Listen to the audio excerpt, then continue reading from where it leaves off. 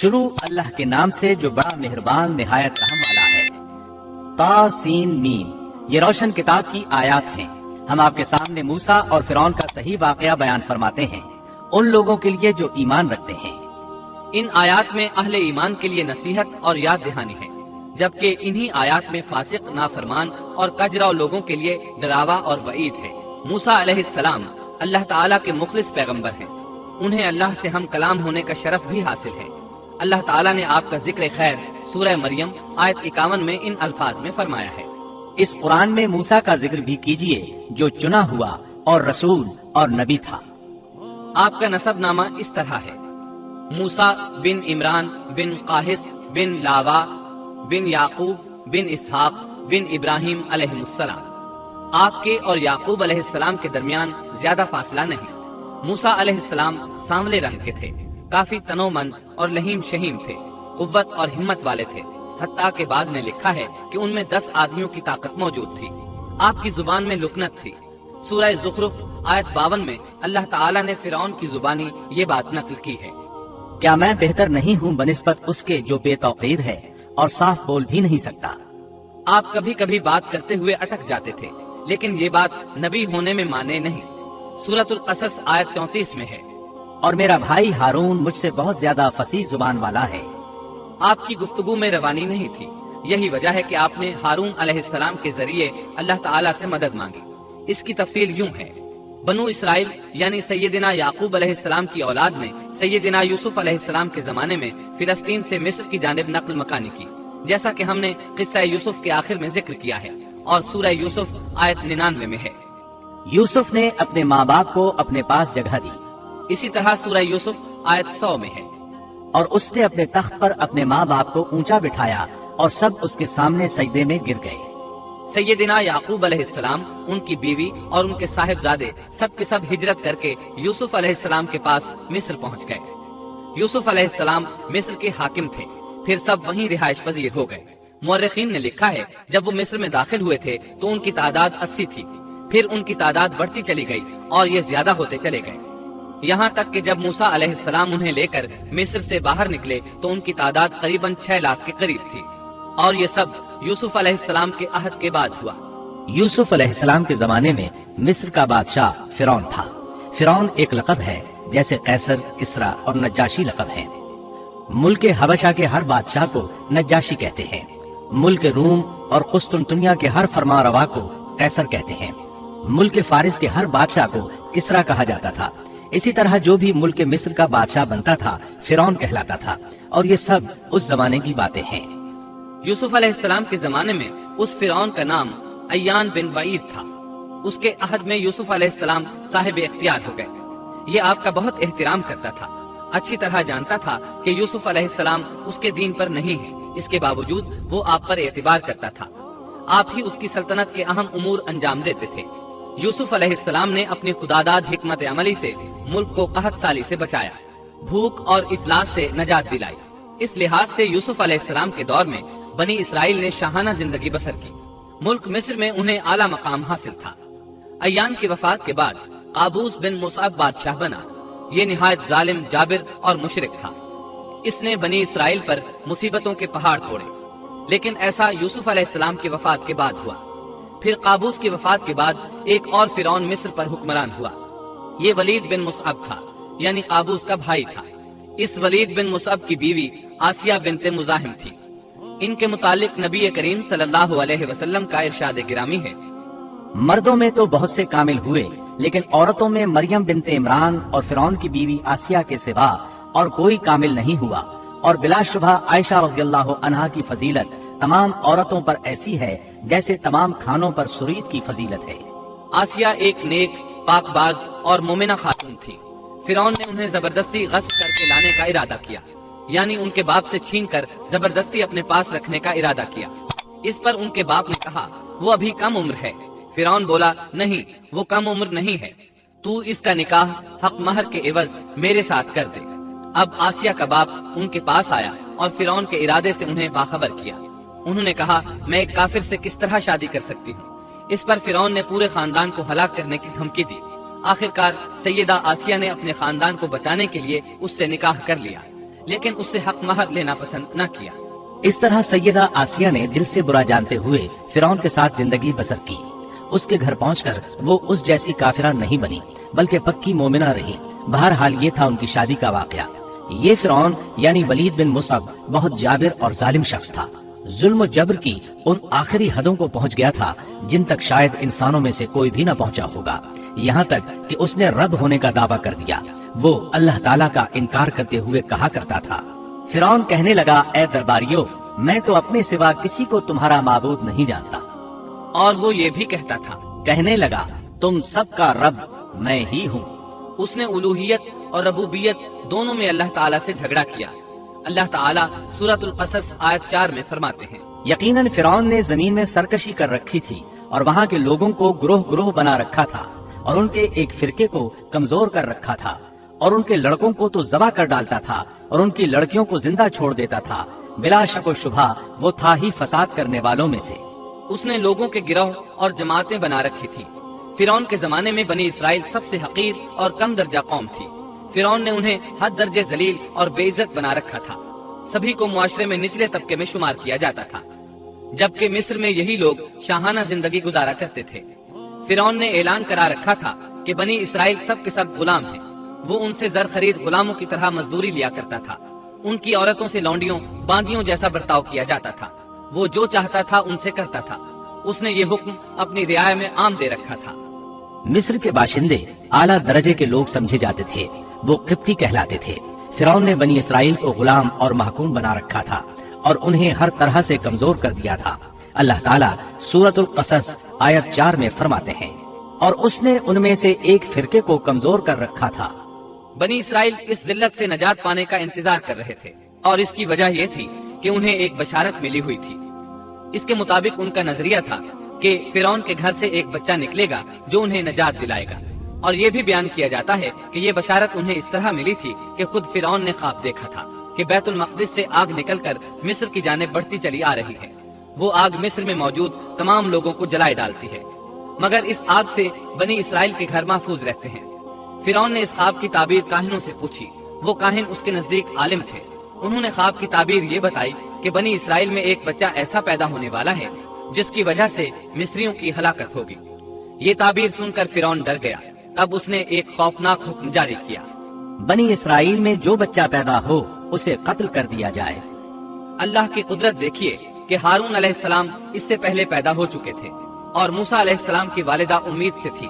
فرعون نے اپنا حکم یوں جاری کیا تھا کہ اگر ان کے ہاں بیٹے پیدا ہوں تو انہیں قتل کر دو، بیٹیاں پیدا ہوں تو انہیں زندہ چھوڑ دیا جائے۔ چنانچہ ایسا ہی کیا جانے لگا۔ ہر نو مولود بچے کو قتل کیا جانے لگا، بچیوں کو چھوڑ دیا جاتا۔ یہ تھا بچوں کو ذبح کرنے کا حکم جو بنی اسرائیل میں شروع ہوا۔ اس کا طریقہ انہوں نے یہ اختیار کیا کہ ہر حاملہ خاتون کی نگرانی شروع کر دی۔ دایا عورتوں کے ذمے یہ ڈیوٹی لگائی کہ حاملہ مستورات کی اطلاع دیں گی، اور جو دایا اطلاع نہ دیتی اسے بھی قتل کر دیا جاتا۔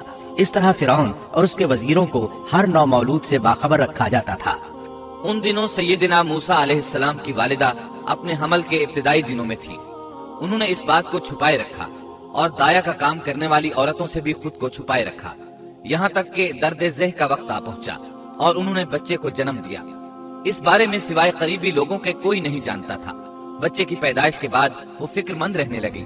حمل کے دنوں میں تو انہوں نے خود کو چھپا لیا تھا، اب بچے کو کیسے چھپائیں؟ پھر بھی اپنی پوری کوشش کرتی رہیں، یہاں تک کہ ان کے پاس اللہ کا حکم آ گیا۔ یہ حکم اللہ نے ان کے دل میں ڈالا تھا، یعنی القاء کیا گیا تھا۔ یہ وہ وحی نہیں تھی جو پیغمبروں پر آتی ہے۔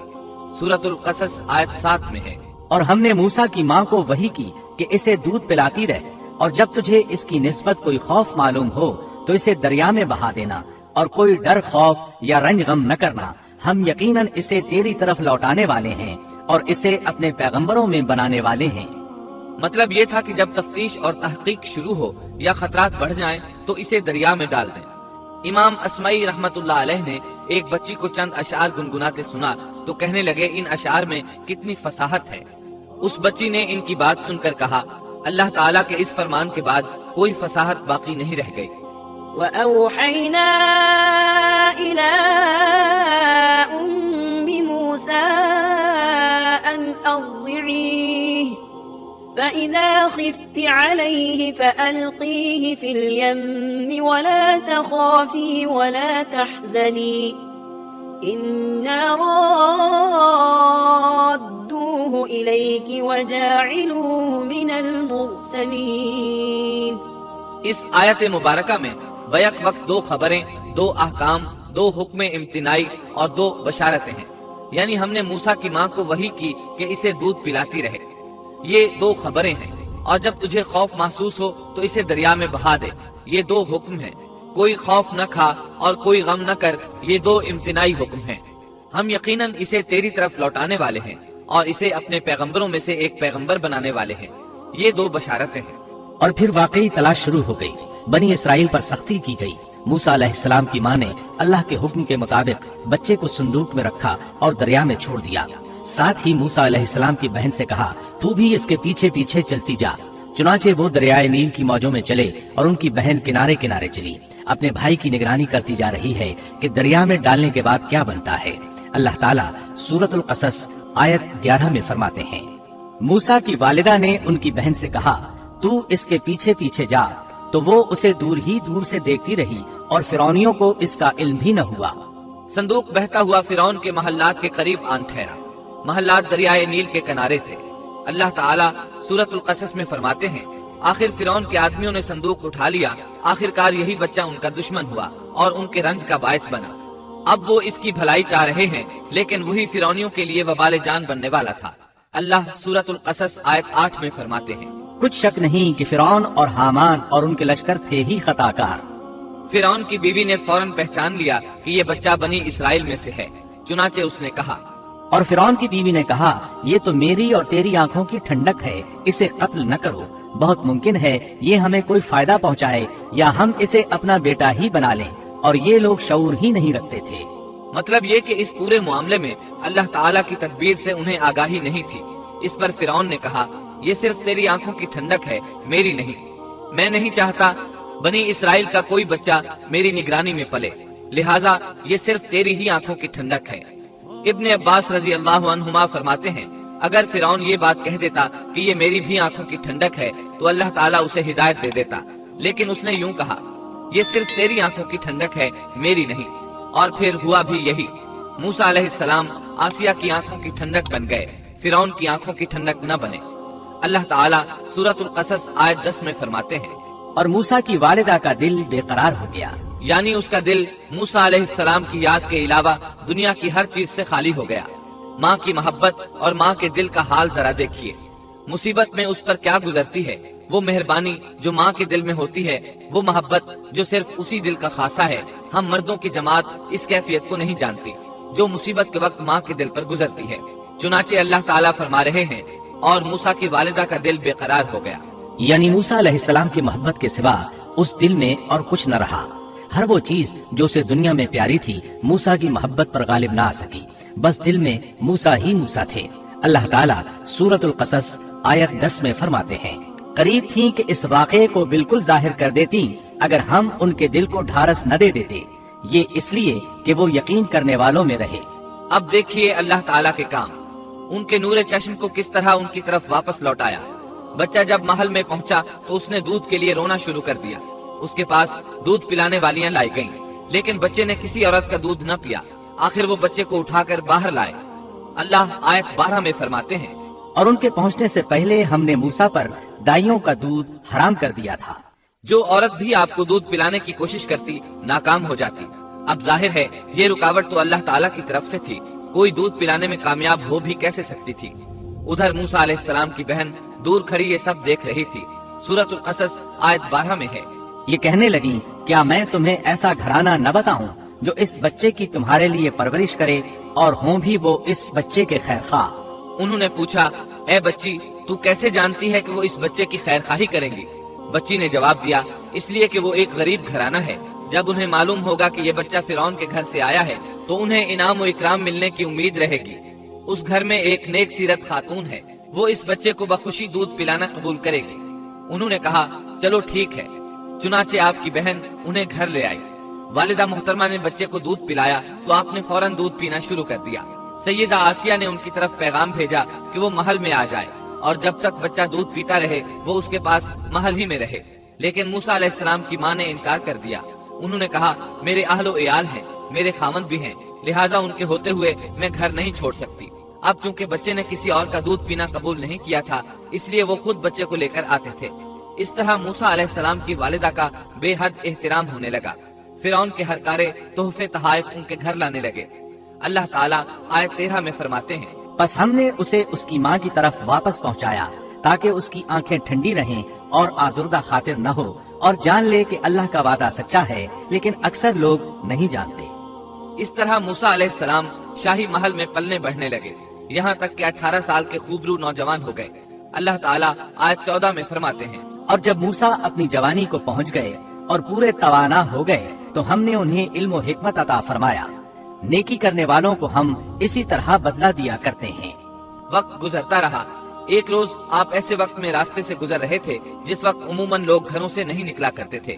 کہا جاتا ہے وہ دوپہر کا وقت تھا۔ آپ شہر میں داخل ہوئے، لوگ غفلت میں تھے، بس اکا دکا لوگ باہر تھے۔ آپ نے 2 آدمیوں کو لڑتے جھگڑتے دیکھا۔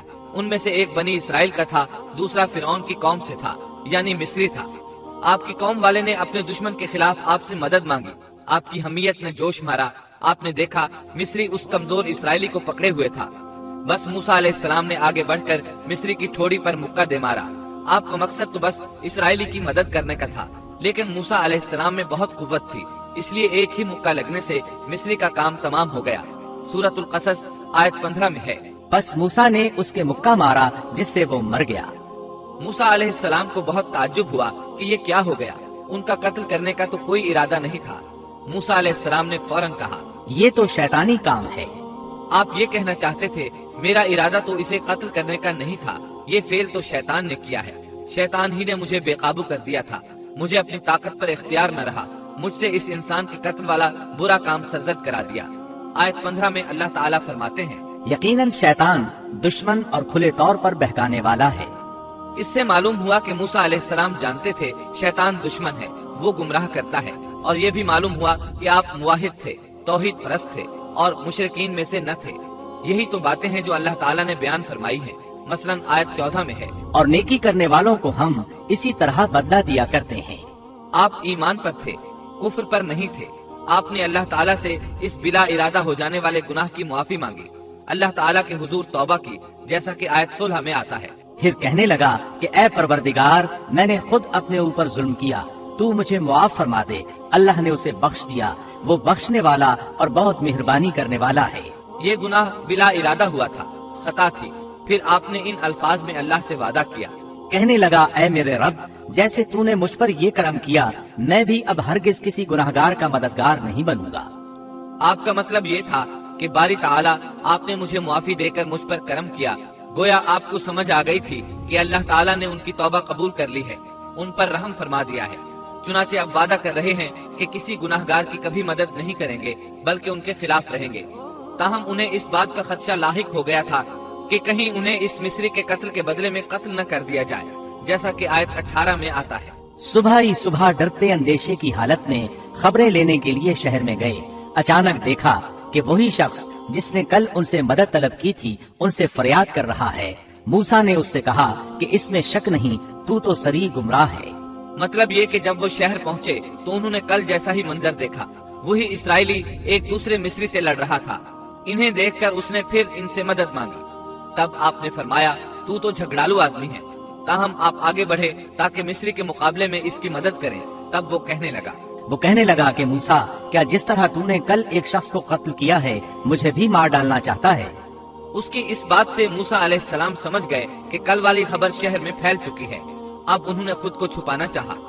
اس وقت آپ کے پاس آل فرعون میں سے ایک مومن آدمی بھاگتا ہوا آیا۔ وہ موسیٰ علیہ السلام سے بہت محبت کرتا تھا۔ اس کا ذکر آیت 20 میں آیا ہے۔ شہر کے پرلے کنارے سے ایک شخص دوڑتا ہوا آیا اور کہنے لگا، موسیٰ، یہاں کے سردار تیرے قتل کا مشورہ کر رہے ہیں، پس تو فوراً چلا جا، مجھے اپنا خیر خواہ مان۔ اس سے پہلے کہ وہ تجھے گرفتار کر لیں، جلدی کر، یہاں سے نکل جا۔ آپ خوف زدہ ہو گئے کیونکہ فرعون تو پہلے ہی آپ سے محبت نہیں کرتا تھا۔ اس نے تو آپ کو سیدہ آسیہ کے کہنے پر محل میں رکھا تھا۔ اس کے علاوہ فرعون کی قوم کے دوسرے سردار بھی یہ بات اچھی طرح جانتے تھے کہ آپ بنی اسرائیل میں سے ہیں۔ وہ آپ سے بغض رکھتے تھے، اب تو ان کے ہاتھ موقع آ گیا تھا۔ اس موقع سے فائدہ اٹھاتے ہوئے انہوں نے قتل کا مشورہ کیا تھا۔ چنانچہ موسیٰ علیہ السلام وہاں سے خوف زدہ ہو کر نکل کھڑے ہوئے۔ مصری آپ کی تلاش میں تھے، فرعون نے اپنے جاسوس آپ کی تلاش میں بھیج دیے تھے۔ ادھر موسیٰ علیہ السلام اللہ تعالیٰ سے یہ دعا مانگ رہے تھے، اے میرے پروردگار، مجھے ظالموں کے گروہ سے بچا لے۔ اللہ تعالیٰ نے آپ کی دعا قبول فرمائی، آپ کو راستہ بھی دکھایا۔ آپ جنگل کی طرف نکل کھڑے ہوئے۔ آپ کے پاس کھانا تھا نہ پانی، نہ آپ کے پاس سواری کا جانور تھا۔ آپ کو کچھ معلوم نہیں تھا کہ کدھر جا رہے ہیں، بس آپ جنگل میں چلتے رہے۔ آپ مصر سے فلسطین کی طرف جا رہے تھے۔ راستے میں آپ کے جوتے بھی ٹوٹ گئے۔ اب ننگے پاؤں سفر شروع ہوا۔ بھوک لگتی تو درختوں کے پتے کھا لیتے۔ اس طرح آپ مدین پہنچ گئے۔ آپ سن چکے ہیں، مدین اللہ کے نبی شعیب علیہ السلام کی بستی تھی۔ اس وقت شعیب علیہ السلام کافی بوڑھے ہو چکے تھے، اور یہ واقعات شعیب علیہ السلام کی قوم کی تباہی کے بعد کے ہیں۔ آپ مدین کے پانی پر پہنچ گئے۔ بستی کے باہر ان لوگوں کی پانی کی جگہ تھی، وہیں وہ لوگ اپنے جانوروں کو پانی پلاتے تھے، اپنے لیے بھی وہیں سے پانی لیتے تھے۔ موسیٰ علیہ السلام نے دیکھا کہ لوگ آ جا رہے ہیں، کسی کے پاس بکری ہے، کسی کے پاس اونٹ ہے۔ انہوں نے حوض بنا رکھے ہیں، وہ کنویں سے پانی نکال کر ان حوضوں میں ڈالتے ہیں۔ مال مویشی کے لیے الگ حوض ہیں اور انسانوں کے لیے الگ حوض ہیں۔ آپ نے وہاں دو ایسی عورتوں کو دیکھا جن کے پاس بکریاں تھیں۔ وہ اپنی بکریوں کو پانی سے دور ایک طرف لیے کھڑی تھی، ان کو پانی کی طرف جانے سے روکے ہوئے تھی۔ آیت 23 میں ہے، مدین کے پانی پر جب آپ پہنچے تو دیکھا کہ لوگوں کی ایک جماعت وہاں پانی پلا رہی ہے، اور دو عورتیں الگ کھڑی اپنے جانوروں کو روکتی ہوئی دیکھیں۔ موسیٰ علیہ السلام کو یہ دیکھ کر حیرت ہوئی کہ سب لوگ تو اپنے جانوروں کو پانی پلا رہے ہیں اور یہ دونوں پیچھے کھڑی ہیں، یہ کیا معاملہ ہے؟ قال ما خطبكما پوچھا کہ تمہارا کیا حال ہے؟ یعنی تم اپنی بکریوں کو پانی کیوں نہیں پلا رہی؟ آیت 23 میں آتا ہے، وہ بولی کہ جب تک یہ چرواہے واپس نہ لوٹ جائیں ہم پانی نہیں پلاتی، اور ہمارے والد بہت بڑی عمر کے بوڑھے ہیں۔ مطلب یہ کہ اتنی بھیڑ میں ہم کیسے داخل ہوں؟ یہ سن کر موسیٰ علیہ السلام آگے بڑھے، طاقت سے ان لوگوں کو پیچھے ہٹایا اور پانی نکال کر ان کی بکریوں کو پلایا۔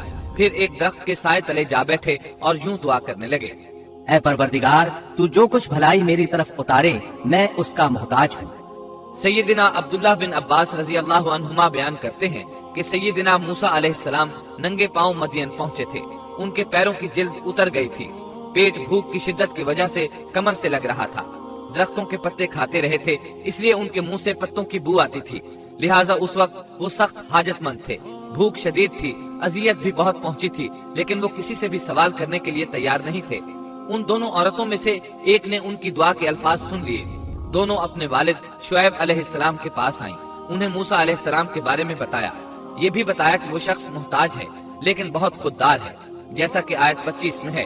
اتنے میں ان دونوں عورتوں میں سے ایک ان کی طرف شرم و حیا سے چلتی ہوئی آئی اور کہنے لگی، میرے باپ آپ کو بلا رہے ہیں، آپ نے ہمارے جانوروں کو جو پانی پلایا ہے اس کی اجرت دینا چاہتے ہیں۔ موسیٰ علیہ السلام خوددار ہونے کے باوجود اس وقت شدید حاجت مند تھے، چنانچہ موقع کی مناسبت سے ساتھ چل پڑے۔ وہ عورت مارے حیا کے چھپ رہی تھی۔ یہ بات محسوس کر کے موسیٰ علیہ السلام اس سے آگے چلنے لگے۔ کوئی موڑ نہ ہوتا تو لڑکی اس سمت میں کنکر پھینک دیتی۔ موسیٰ علیہ السلام اس سمت میں مڑ جاتے، اس طرح وہ گھر تک پہنچے۔ موسیٰ علیہ السلام کی ملاقات شعیب علیہ السلام سے ہوئی۔ انہوں نے اپنے بارے میں بتایا، جو واقعات ان کے ساتھ پیش آئے تھے وہ بتائے۔ شعیب علیہ السلام نے ان سے فرمایا، کہنے لگے، اب نہ ڈر، تو نے ظالم قوم سے نجات پالی۔ اس وقت دونوں لڑکیوں میں سے ایک نے کہا، ان دونوں میں سے ایک نے کہا کہ ابا جان، آپ انہیں مزدوری پر رکھ لیجئے، کیونکہ جنہیں آپ اجرت پر رکھیں ان میں سے سب سے بہتر وہ ہے جو مضبوط اور ایماندار ہو۔ پھر شعیب علیہ السلام نے ان سے اپنی ایک بیٹی کا نکاح کرنا چاہا، جبکہ موسیٰ علیہ السلام کے پاس تو کوئی چیز نہیں تھی، لہٰذا سوال یہ پیدا ہوا کہ حق مہر کیا طے کیا جائے۔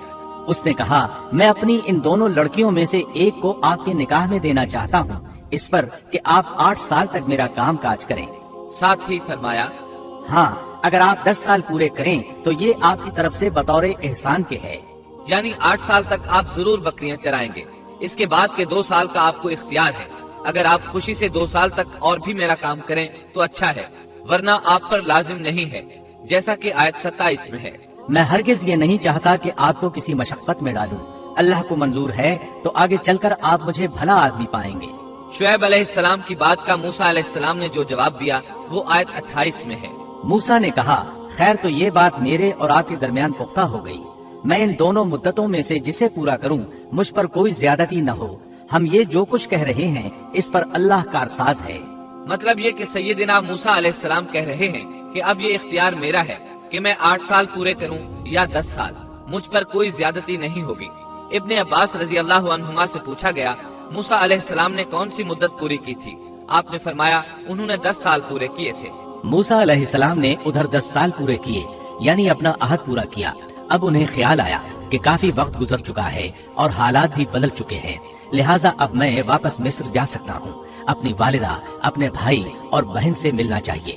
جب موسیٰ نے مدت پوری کر لی اور اپنے گھر والوں کو لے کر چلے، مطلب یہ کہ 10 سال پورے کر لیے، اب اپنی بیوی کو لے کر مصر کی طرف روانہ ہوئے۔